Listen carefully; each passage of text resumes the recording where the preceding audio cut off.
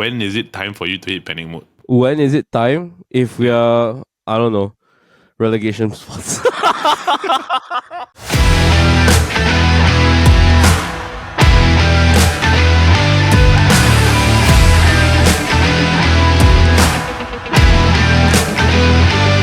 Hello everybody and welcome to another episode of the Football Kaki. I'm your host Helder and I'm joined by my fellow Kaki bro Ned. As you can see, both of us have our fellow and preferred club jerseys behind us today. Yes, sir. But we are going in today with a very sad note because essentially, right, it was 3 points lost for Liverpool, it was 2 points lost for Man Utd. I'm very upset. But I think you should be more upset than me, bro. Just as I found a way to hang my jerseys efficiently, like quick setup, they're down. Then it's over. Happened. The whole thing just went down. Oh, by the way, shout out to the homie Jeremy for getting me this Japan national team scarf for the 2022 World Cup. This shit's cool as hell. I don't even know where he got it from. He was like, I have extra, you want it? Sure, okay. Why not? Extra decorations. I took MC today. I'm so sick. I woke up with terrible flu. Oh my goodness. So just recovering from that. Still keep on pushing. I don't know. Every time I get sick, it just so happens to be podcast day. It's so funny. Dude, don't. It's fine. Like speaking of like health issues, right? Like recently, like you ever kena like when you eat something, right? Then there's like just something jammed in your throat. No. Yeah. Okay. So like I think I was eating like fish or something. Right? Then there was a bone that got stuck like right inside my throat, inside my esophagus, right? And I think like it helped me like it affected my breathing for like a couple of like at least 2 or 3 days, right? I just felt like something very uncomfortable, right? So I had to literally like press against my neck, my throat, just to swallow. Like until one day just finally got cleared. I thought it sounds like it got like lodged in your throat for a bit. It was lodged. It was quite bad. But today I'm fine. Like, what the heck? Wait, this was recent? I don't think it was like probably 2 days ago. What's wrong with you? No, bro. As in like it was 2 days ago, but yesterday it got cleared. Like really got cleared. Because I tried to drink a lot of fluid, everything, right? Alright, let's move on to football. This is just going. Alright, man. Whatever you say, man. Hey, wait. This is going way too sideways, right? So I'm just gonna go over to like something else. Something else, right? So hi everybody, we are Football Podcast right now. I got one thing right before I go into football, right? Is Singapore, right? Ned, we're close to getting into the Asia Cup, right? Do we have a chance on? No. When have we? Okay, look, hold on. Like no disrespect to like the Singapore football team. Like I know someone who is eligible to play. Yeah. I don't think my degree of separation is very far from people who actually do play on the team. I don't know. I don't want to slander them too hard because I know the work that it takes to get in, and my fat ass could never qualify for that shit. But like, look, I don't want my teeth kicked in. But like, damn, based on track record, like, since when have we ever come close to like, doing something? Okay, granted, right now the Singapore government has taken like a more lenient stance towards especially like foreign like naturalized players. I forgot who it was who was closest to being naturalized at the current moment. Perry Ng, and then we have Kyogo Nakamura, I think. With these two coming in, possibly ex-Sunderland captain, who still plays for Sunderland, by the way, Luke O'Nien, who's eligible to play for the Singapore national team. Maybe it's a step in the right direction because a lot of the countries, especially our neighbours in Malaysia, who have just gone through a scandal regarding this thing. But I digress. I think it's a step in the right direction for like the Singapore national team in trying to expand the scope of talent that comes in. Yeah. It'll take a while. It'll definitely take a while, especially like because some of these players are like getting older. I think Perry Ng is like 28 years old. Luke O'Nien's like close to his 30s. I could be very wrong, but yeah, we'll see how it goes in the future. I hope more of these like players like step up and like naturalize to become Singaporeans. Like we understand like the motivations, like because they could probably never play for like England or Japan or whatever. But if it works for us, like I'm not gonna complain. Yep. I mean that is a fair take. But currently, just to give a quick update, right, is that we just need to beat Hong Kong and then we're in, which is on the 18th of November, which is like about a week away. So I'm not gonna give too much comments on this, right? Because As a Singaporean, it's very hard for me to have hope. But I think our track record against Hong Kong is decent though. If no, it's decent again. It's decent, right? But the thing is that on any given day, right, things can turn very easily. 100%. So for me at the moment, right, like I don't really want to jinx anything because we have been close many times and we have failed a number of times. So for me, it's not much of that we are bad. I think it's just more or less like, are we able to get past the mental how to say, like breakdown in the sense where is it that we will never the pressure basically. Yeah. It's like the pressure, the pressure it's of like how like Spurs have never won the final until the Europa League last year. That kind of thing, like where they kind of break, where they kind of break down towards the end. Yeah, some teams cannot perform under pressure, but I don't know. I feel like pressure is like an experience thing. How you deal with it.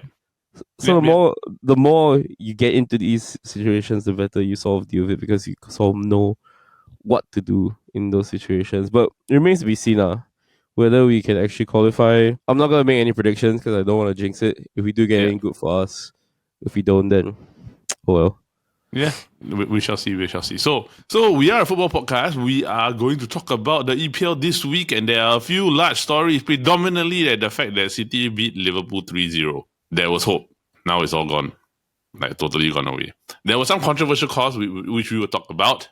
Then Arsenal, in a stellar performance from Sunderland, grabbing one late one at the end through Bobby, have conceded 2 goals for the first time in don't know how long.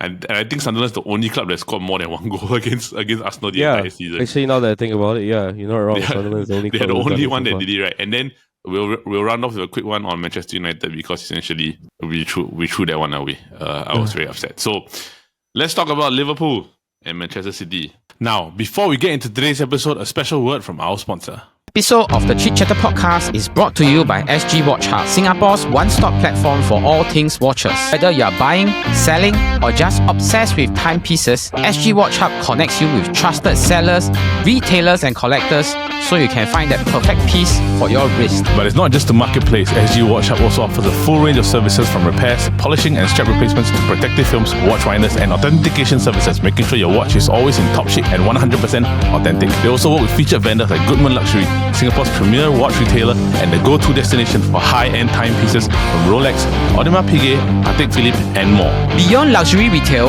Goodman Luxury also specializes in professional watch protection foam installation using high-end WSP premium protective films. And here's the exciting part, Goodman Luxury is giving away a beautiful watch winder worth close to $200 that can hold up to 4 watches through our giveaway in partnership with SG Watch Hub. Take part, check out our giveaway on our Instagram page today and follow the instructions to enter. A big thank you to SG Watch Hub for sponsoring this episode. SG Watch Hub, in the world of watches to your fingertips. And now, back to the episode. This game, right, bro, is it a turning point for you all? Or is it like the point that it's time to question a lot of the players' attitudes? Because honestly, in this game, there were things that went your way, there were things that didn't. But for all that is worth, right, you all didn't look great. Yeah, no. I think this was probably one of our worst performances of the season. Yep. But I'm gonna attribute it more to we got outplayed more than we were actually shit. Yep. I think Pep's side were very, very strong. And I don't think a lot of teams would have turned it around at that point in time against this Pep side and the way that they played today. Genuinely. I'm not gonna make excuses about the performances. I do think we were shit lah. Let's sugarcoat it. Backline completely switched off. Robertson looks like he's tired. Midfield got completely outplayed and overloaded. Salah was completely off of it. This was also probably Ekitike's worst performance in the Liverpool shirt. And Wirtz, you can tell he's trying. It's just that the team around is no, I won't say. I do think Wirtz was probably one of the better performances today. Yeah. Can't get much better than whatever you just saw on the pitch yesterday. But I don't think it was solely on Wirtz today. Not today or whatever the match was. Just as he's getting his momentum, the whole team around him is collapsing. So it's a very, very bad very, very bad time to fall out of form. I guess. I think if it was in the beginning of the season, it would have been a lot easier for him. But oh well, that's in the past. And unfortunately, the performances they put up today is the performance they put up today. I'm gonna attribute it to a bit more on Pep actually like outplaying us, because genuinely, wow, what a team! I mean, it was always going to happen. In case you didn't realize, this was Pep Guardiola's 1000th game as a manager. Yep. Yeah, so he was always going to put in a shift and put in a performance. I don't think Slot got the team wrong. I'm gonna be real with you. I think it's more so on the tactical vision, the way he set up the team, and just everyone's like a bit lost in their head now. I think like looking at just the team alone, right? It's not a bad team. Honestly, it's just really not a bad team. I do think that there were points whereby like the goal getting disallowed kind of maybe affected your guys' momentum a bit, because I mean it was a nice goal. Honestly, it was a nice goal. It was just that it was ruled off for Robertson being offside, which is a bit unfortunate. However, I do think that Mamadas really did what he could at the beginning already. Save the penalty, save a shot. He did everything right. The Haaland goal was a bit of a freak. Like, I don't know whether it went off Konate's head, then it went off the Haaland's head, then he rolled. It's just one goal we got completely outplayed, and we got two screamers hit against us. It's nothing much you can do. Yes, we were terrible, but like it's just a simple fact that we got outplayed. It's nothing more to that. I don't think people should be looking. I mean, people are going to, but I don't think we as Liverpool fans should be looking too much into the result. Yes, we are always going to hold our players to a high standard. Yeah, and especially because we did the double on Man City earlier last season, so the expectation is always going to be that we are supposed to do well against them. But you really think about it, right? In Klopp's whole like tenure, right, he's only won at the ETIHAD once, and that was on his first season where Man City won the team that they are today. At the 100%. So, I think a lot of not management, but a lot of expectation management has to be done from the Liverpool side. The Royal fans are always going to hold us to a high standard, but I think for us, right, like going to the Etihad and losing a game is not as big of a deal as it should be. Yes, it sucks to lose, but it's Pep Guardiola. It's arguably one of the greatest managers of all time. You're going there, you're losing to him. That's fine. Everyone loses to him. It's not an irrational outcome to have. Losing to this Man City side. Because my question would be, I think there'll be a lot of fans will be like, okay, this is the champions, and then you'll just just run over by Man City, which I mean is fair. I think the problem with this, right, was that it's also the situation that you guys are in. Had this come in, right, when you guys probably didn't lose 5 games or 4 games prior to this, right, and you guys were at the top of the table, and this was the top of the table, guys, you all lost maybe 1-0, 2-0, I don't think people will really be upset as much as this. But I think now it's because your run of form is so poor that this just adds more like fuel to the fire. I think it's even more of a shock because our run was looking up. We got a decent game against Villa. We beat Madrid. And not just beat Madrid, I feel like we dominated the game, even though the scoreline doesn't reflect that. Yeah. So to come to this City side and lose in that manner it adds even more to the shock factor, I would say. I don't think we should be that shocked. Like, I don't know why like Liverpool fans get their hope up for like certain things. I was never confident about this game, even though our run of form was looking the other way around. Like I was having a conversation with one of my Arsenal friends. He like dared me to do something. Oh, could you do this if Liverpool wins? I'm like, no, I'm not doing that shit because like I know like they're not. I mean, like he called. I didn't say it like directly, but he called me out. It's like, oh, so you're not confident they're gonna win? And it's like, yeah, I'm not confident they're gonna win. Like 2 games in a row. 2 games in a row is good, especially against like Villa and Madrid, who are like really informed teams. But like, no, are you forgetting it's Man City's like Pep Guardiola? Okay, like just to like banter, like it's an Arsenal fan. Of course they're gonna have like that kind of arrogance when they go into it, but no, I don't think the arrogance is deserved. Especially against Pep Guardiola. I'm gonna say it again and again and again. Yeah, it's always a tough game when you go to Etihad. And it gives off shades of losing to them 4-1 in the 22-23 season. So, that's just my 2 cents on it. And that goal should have never been disallowed. Look, if Gary Neville is defending Liverpool on a goal that should have been given, I think it's a very obvious sign of that the referees have got it wrong. Gary Neville, of all people, can you believe it? Yeah. I mean, I totally agree because I look at it more in a simple sense whereby how do you kind of really get a corner justification for offside?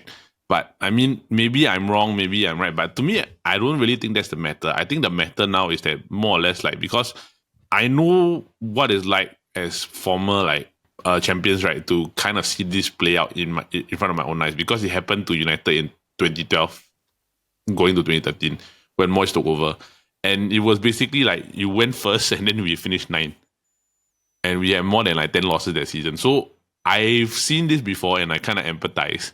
But I also, for me, it's am I gonna be upset that Liverpool is struggling? Absolutely not.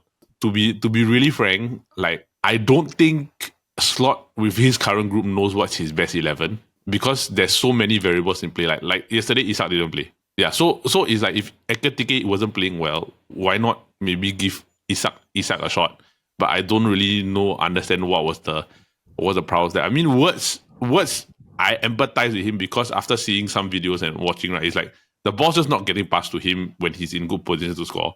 So you can't really put the blame on that if your teammates are not passing the ball to you, which is basically it was a Højlund or a Højlund matter or Sesko matter because there was opportunity even against the Manchester United, right, where he was wide open in the box but nobody passed the ball to him, and it could have been just an easy tap in. But I mean, he's looking up. It's just that sometimes stats don't always tell the bigger picture, right? But am I upset that Liverpool is below Manchester United right now? Absolutely not.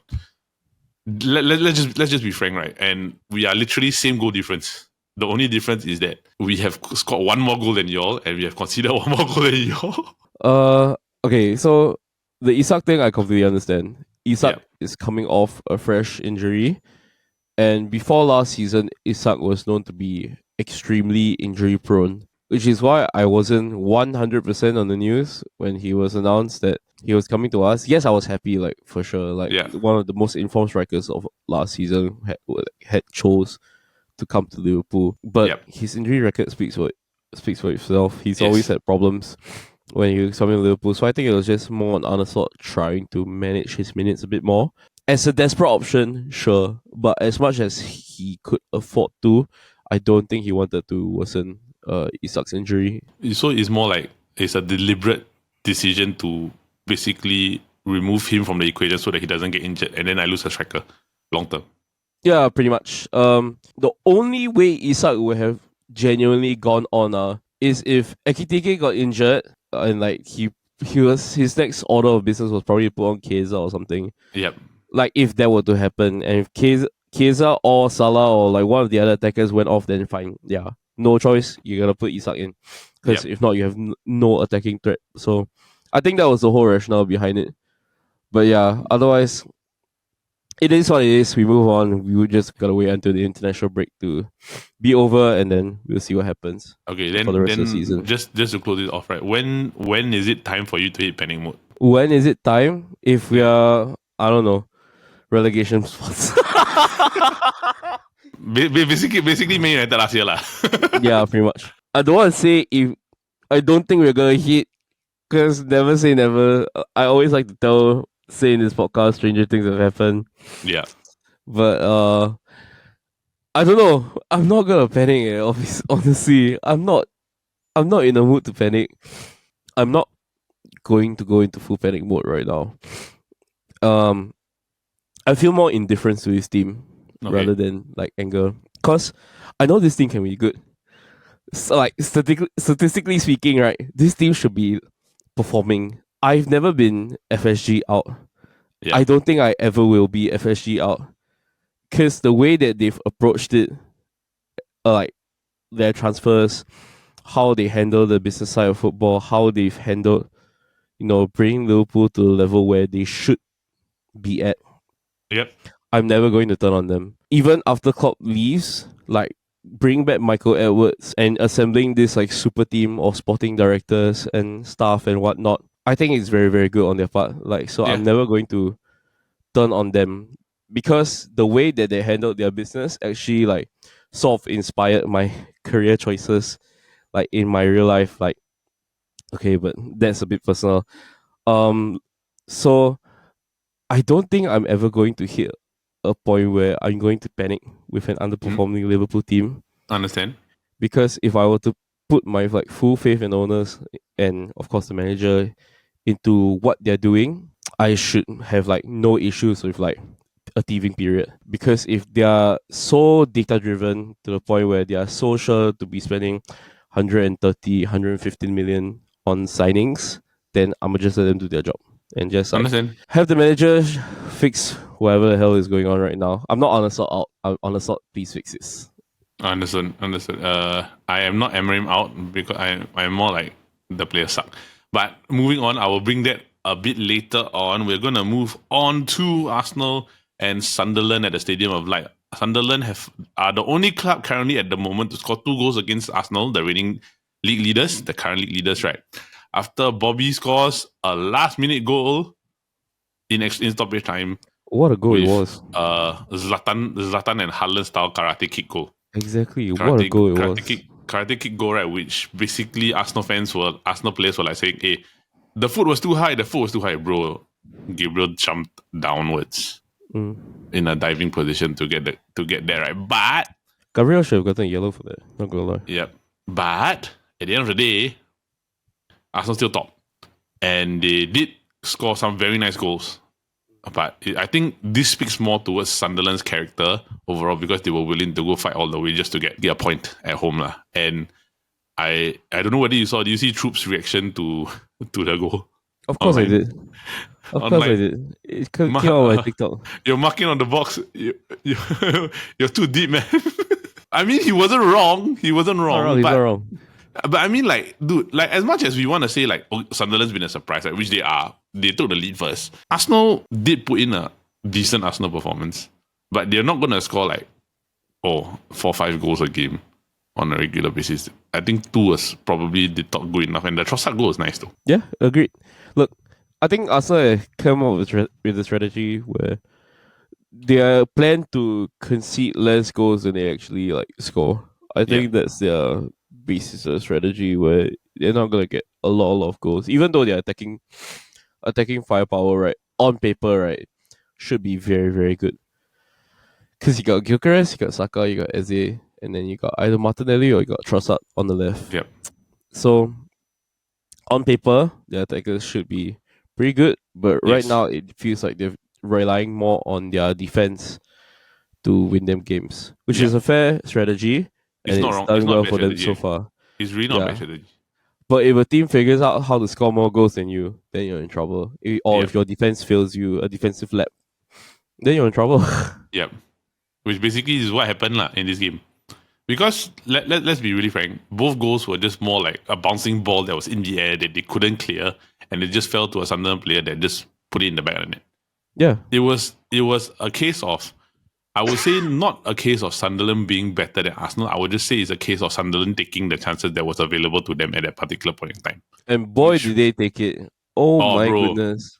Bro, that first goal, right, was... Bro, he knocked down, he found a way to get it, took a touch and then smashed it into the net. I was more concerned about the atmosphere. Like the goal went in. The whole stadium. The limbs that went on. Oh my goodness, what a match. Yeah, that's my match of the week, honestly. Yeah. 2-2 Sunderland. But the Bala goal was very nice. And then Brian Bobby's equalizer was a good goal. Like, it's just overall a very high quality game. Yeah. Like, even... it was basically haram ball versus haram ball. Like, with the way Arteta sets up. And then, like, Sunderland set up in a 5-4-1. You know who else plays 5-4-1? The Singapore national team. Okay, look, no. Honestly, like, even for 2 teams that set up in normally very defensive positions, like, this was a fantastic game to watch. Wow. Edge of the seat stuff, like, blockbuster. Like, this is, like, a quintessential Premier League match. I'm not going to lie to you.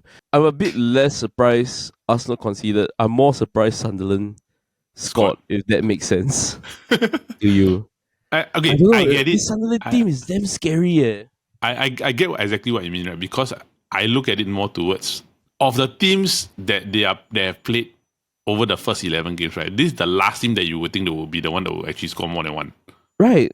Like, is the last team. Like, even in the beginning of the season, like, my predictions, like, this has far exceeded like what I expected Sunderland to do. Bro, if like, I exceeded mine. No, definitely yours. You and Paul had like put Sunderland like in relegation places. I had them finishing 12. I wouldn't expect them to be fighting for Europe, then, let alone Champions League football. Yeah, but I mean, it's early days lah. Because at the end of the day, right, we've seen many times where they do have a hot start at the beginning of the season, right? Then slowly over time, it just kind of just falls down. Case in point, falls on a cliff lah. Falls on a cliff. But I mean, okay, minimum expectation for Sunderland for me now, right, after seeing all this, right, is that if they don't get top 10, it's a failure. Honestly, like, I think they need Europe. Okay. With their spending, right, they are the highest spenders, like net spenders in the Premier League last season. Yep. They didn't make many sales. I think they were close to like top 4 expenditure in Europe the entire season. Like net expenditure in Europe the entire season. Across all of Europe, Sunderland were 4th. Like, it shows you like how much they've invested. And they've invested, to be fair, to give them credit, right, they've invested very well. We've seen teams like Ipswich like go into the Premier League and buy all of the top talent from the Championship or whatever strategy they want, and it doesn't work out. Yeah. So, granted, Sunderland have invested very, very well, but I feel like they need Europe in order to sustain. Because you essentially spend like 100 million for like a club that just came out from a Championship. Yeah. You are going to get hit with FFP unless you basically make sure that you get enough money, enough income in to basically counteract the amount of expenditure that you have. Dude, yeah. Like, I think at this point, right, minimally, right, they need Europe in order to survive. If they had gotten relegated, if they were in a relegation place, or if they had gotten relegated, right, I think they end up back in League One. I'm not going to lie to you. Yeah, because the squad would have been decimated totally. Like, so we shall see, because like if you are looking at the top 8 right now, right, they are probably one of the more informed teams. Or like teams that are punching above their weight class, right? 100%. They're currently 19 points. The only team that is not currently in a 4-way tie for 5th currently at the moment, right? But they are also 1 point behind Chelsea, which is not too far off. So if anything happens, right, Chelsea drop points and they continue winning, right, they could go into the Champions League easily. But the thing is, then again, 11 game sustainability over a 38 game season is a totally different thing. Yeah. So I mean, if I were to change my list of teams to watch, like, Sunderland are the team to watch as of right now. I really do hope it pays off. Yeah. Because Sunderland in the Champions League is like a sentence I never thought I'd be saying. You know, Newcastle fans have this like chant, like where they mock like Sunderland fans in the Champions League. Have you heard it? Like, they sing it all the time, like, in the Champions League games. I find it very like funny, and I hate it a lot because I do have a soft spot for Sunderland. Yep. It's like, have you ever seen a Macam in Milan? Have you ever seen a Macam in Milan? So they sing that shit and pisses me the hell off. So I hope they do get Europe, because I think this will be the first season in the Champions League. Well, I tell you what, right? Like, for all Newcastle fans out there, you're 14, you're 4th. No, I mean, honestly, right? Like, I'm not the biggest lover of Newcastle, because I cannot stand them. But I will just leave it.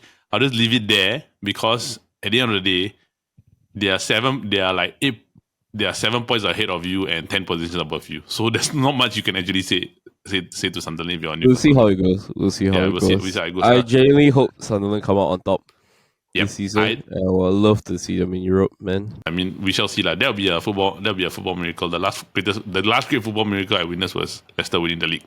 So with that, I think Arsenal, we don't really have to talk too much. I think it was just a lapse in concentration on both goals, which basically derailed that whole game. Defense-wise, they should have actually not even considered, actually, to be frank. You see how young this defensive line that Arsenal has set up is? They've bought very well, but they bought very young. I mean, that's normal for buying clubs. But when you're young, you're this inexperienced, you're still bound to make mistakes. I mean, Virgil van Dijk at his age still makes mistakes. You're never going to have perfect games, and you're never going to like end up with a clean sheet the entire season. Let's be real. Yep. So it's just normal, and it just so happens that this was the game they conceded 2-2. Yep, and not a very nice feeling, considering the fact that basically City closed the gap on you at the top of the table to 4 points. But moving on from one side of North London to the other side of North London, and another club and the red side of Manchester. Oh, bro. Another 2-2. This game, Man Utd got 2 injuries. Maguire and Sesko's out. Sesko has a knee injury, which could be ligament related. if we do that, right, I got no striker. And Buemo's probably going to go to AFCON. And my goodness, right, like, can I be really honest? Spurs fans, y'all are lucky that y'all even scored 2. That was 2 of the luckiest goals I've ever seen. Bro, it was a push shot that literally hit off like the Leeds foot. It was like similar to like the Van Dijk deflection that Nico Ngola scored, right? But the Richarlison goal, right? It's like he just shot, then he just hit the ball, right? And I have flashbacks after the Leeds score, right? I have flashbacks of the time that Richarlison celebrated and Jota scored the winner at Anfield. Richarlison is gonna be the funniest, unintentionally the funniest player I've ever seen. I'm not gonna lie to you. All 3 times he's thought he scored the winner, right? And he's taken his shirt off, right? He loses the game. Or like he draws the game. It's so funny. He's unintentionally the funniest player I've ever seen. I love Richarlison. I hate him, but I love him so much. He's so stupid. It's annoying, right? But I will say this, right? I don't talk too much about Man United. I want to keep it short, right? And I'll keep it simple, right? But outside of that main Man United 11, right? Everybody on the bench is a disaster. Because in that game, we were doing fine until all the substitutions were made. Then everything just went downhill. Where has the Sporting Lisbon Ugarte gone? Where has Sesko? Okay, Sesko I think probably might be a knee injury, right? But Diogo Dalot, why on earth are you putting him on for Dorgu, who was doing fine? I don't understand. The Lenny Yoro one was a substitution out of necessity because Maguire was injured. So that one, that's fine. That's fine. United went down to 10 men because Sesko got injured. Okay, that one I don't really have a problem. But after the substitutions, like, why on earth are you taking Mason Mount off for Cunha? Too many too fast, I would say. Like, they didn't have time to get settled into the game. Spurs were already comfortable. So Spurs took advantage of the unsettled players and scored 2 goals. Even if they were lucky goals, like, it's still 2 goals. I mean, don't make 3 substitutions at once, lah. Like, do it bit by bit, lah. Don't disrupt the general flow of the team. I mean, to me, right, Spurs are always going to be a very dangerous team because, like, I feel generally they are a bit more of an attacking-minded team. Yep. Like, regardless of who the coach is. Especially under this Thomas Frank side, right?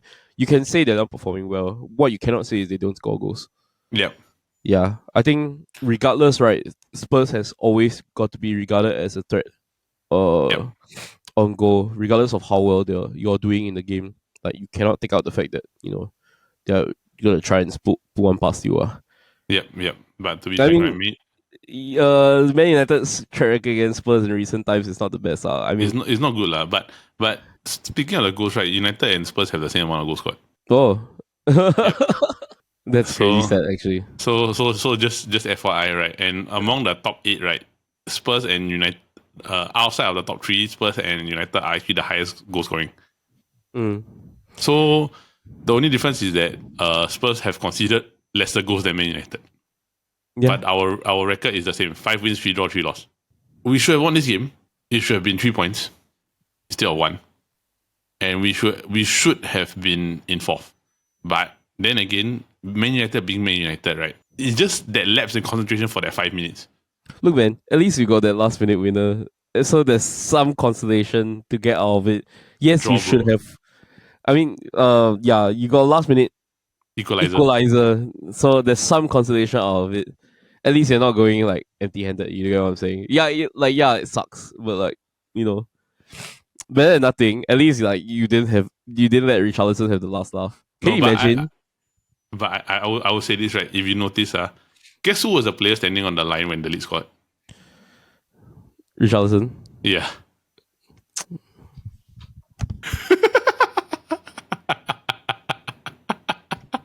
I love him so much. I love Richarlison so much. He's standing in the middle of the goal and watching the ball go into the net. It was. How can you not be romantic about football? Bro, it's just Richarlison lah. It's just R9. The wrong R9. Bro, I love him. I love Richarlison so much. If I were to ever buy a Spurs player on my shirt. Hey, you say one. If Spurs finish both ahead of both of Liverpool, right, and Man United, right, one of us, probably both of us, might have No, to buy okay. a Richarlison jersey. I'll commit. If Spurs finishes ahead of Liverpool and Man Utd this season, I'll buy a Spurs jersey with Richarlison 9 on the back. That's a fucking promise. Okay, you said it That's first. a promise. You said it first. Okay, Ken, I will put this up as a clip, so we shall see. All right, so with that is it for this week's episode of the Football Kaki. All right, so that is it for this week's episode of the Football Kaki, brought to you by the Chit Podcast Network. For those of you who are tuning in, we just want to say thank you, and we hope they continue to watch our other shows, which are the Copy Bros every Monday, where we have some fun interviews lined up for you. And if you do like the news in a different light, we do have the Loud Tales podcast every Friday, where we come together and talk about news in a unique and fun way. So with that, after a disastrous season for the Reds fans here, one Red Devil and one Red, we have come to the end of this week's episode, and we have heading into the international break. So, Ned, any final words before we head off this week? The final whistle has blown. So the final whistle has blown, and you heard it first. If Spurs finish ahead of both Liverpool and Man United, No, you know what that sound is, right? Richarlison. What is it? That's Richarlison. That's the pigeons. You're talking about Roadrunner? I think so. I don't know. Do you know expressions? Yeah, I think so. Yeah. So every time Richarlison's calling, I love him. I love him so much. He's such a walking meme, but never mind. So with that, have a great week ahead, everybody. See you soon. And at the end of the season, if Spurs finish ahead of Man United and Liverpool, Ned will wear a Richarlison jersey. Live on this podcast. So see you soon. Have a great week ahead. Bye-bye.